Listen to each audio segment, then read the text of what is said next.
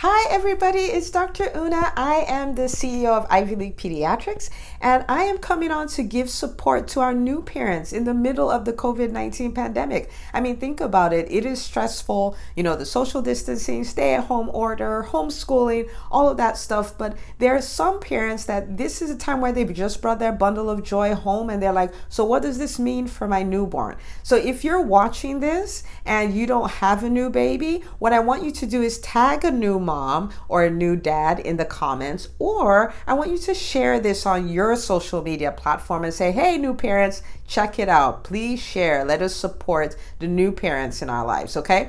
All right, so new moms and dads, I want to start off by saying congratulations. Having a baby is the most amazing thing. And it is one time where you could be tired and sleep deprived and excited at the same time. So congratulations. This is a really great time for you. And so I want to give you 7 tips to support you so you can go through this, without the frustration and the fear and the anxiety and all of that. Okay, so 7 tips. Here we go.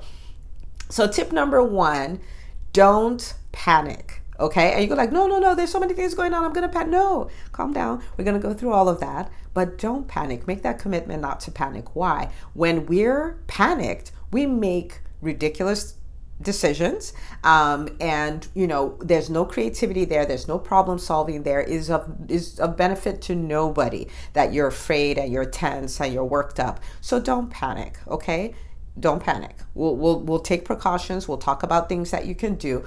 Put your mind on the things that you can control, not the things you can't control. So you can't control the pandemic, but you can control some things, and we're going to talk about that. Okay, so that's number 1. Don't panic. Number 2, keep people away. And this has been something we've always said, even when there was no pandemic, but it's even more important now. So it doesn't mean panic. It doesn't mean be paranoid, but you don't want tons of people say, oh, let me come see the new baby. No, we'll see you in a bit. Not now. Okay. So you don't want to have a lot of people coming over, people coming to see the new baby. Now, of course, there's some people that will come, but you want to drastically limit that and eliminate it if you can. Okay, so that's number 2. Number 3, educate the entire household on how to wash hands.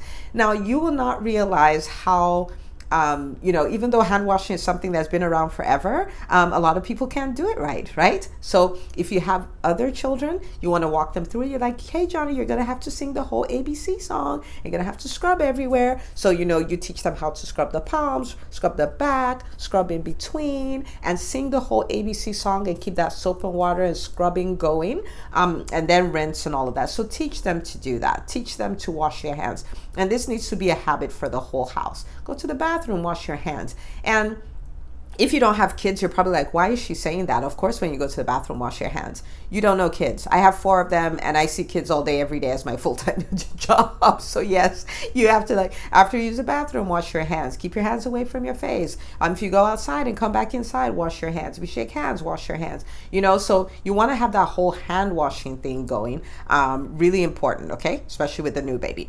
Number 4, okay, I want you to limit the amount of time you spend on social media and on TV, okay? So you're gonna listen to the news long enough to get the information you need, but not long enough to become obsessed and afraid and anxious and all of that. So get the information you need and get off it.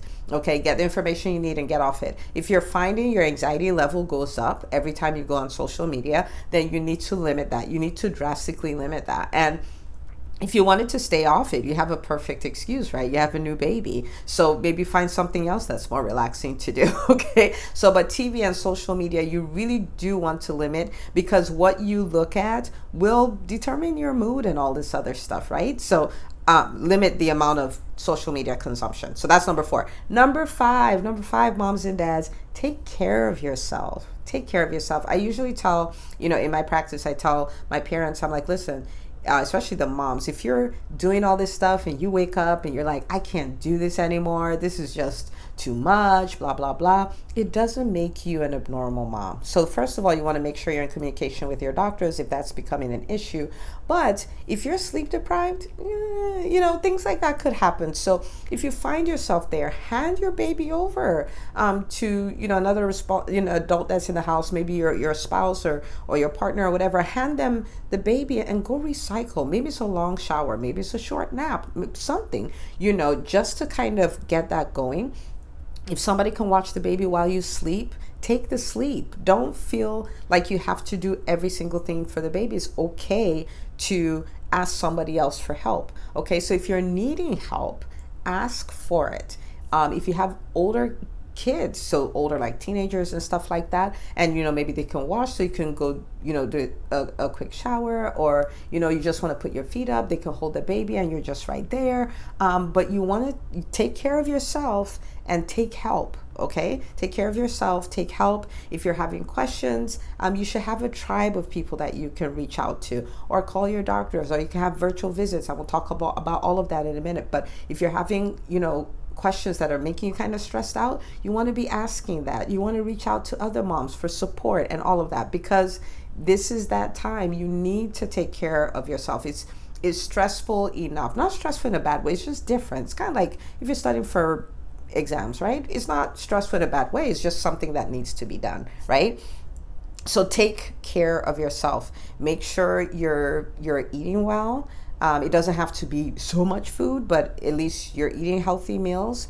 Make sure you're drinking a lot of water. Make sure you're getting, some sleep. Make sure you're getting some outside time. You're still going to observe social distancing. So if you're going to go take a walk, you're maintaining 6 feet between you and anybody else. Just take that time, be in nature, be away from the cries, and just kind of,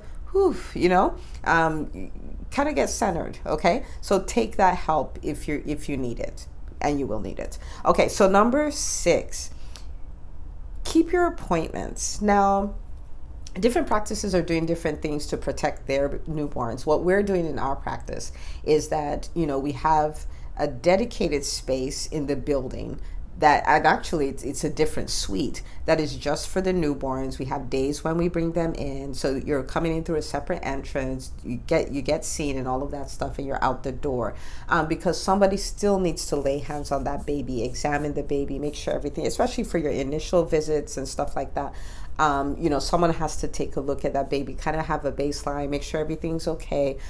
So you still want to keep those visits, so keep them. If you're concerned, for our patients, that's what we're doing to make sure that you're safe. If you're in Chicago and you go somewhere else, you can call them and say, hey, I have a newborn, but I'm truly concerned about bringing them in. What are you doing to protect us, right? And you can do that. We're doing some things about keeping you in the car while you do your paperwork and co-pays and all of that stuff. So when you come into the office, you're not really stopping in the waiting room. You're going straight to the room, get your stuff taken care of, and you're out. So you want to look at those kind of things, but you do want to keep those appointments because we still need to make sure baby's okay. All right. And then number 7 is to take advantage of telemedicine. Now, telemedicine you can do from the comfort of your home. So say your baby's already be seen in the office and the baby has a rash. You don't need to go into the office for that. You can stay at home, at least initially. For any reason they need to see the baby, that will be worked out on that telemedicine visit. But the telemedicine visit literally is like doing FaceTime, with your doctor. And so it's kind of the way you'd be looking at me now, and I'm looking at the baby, and you're like, let's see the rash, what's going on, are there any fevers, is that this, I can take a look at the baby, is it sick looking, or is the baby happy, and all that kind of stuff. So you want to take advantage of those visits. In Ivy League Pediatrics, we offer those, not just to the newborns, but especially for the newborns. So some of those things you would come in for, like, feeding problems or rashes, stuff like that, jerky movements that they're doing, all kinds of stuff babies do, lactation support, we can do that via telemedicine. Okay, so I hope this helps, at least gives you something to start working from. But most importantly, I don't want you to panic. I want you to stay in contact with your doctor's office. If you're a patient at Ivy League Pediatrics, you know where to find us. We're always available for you.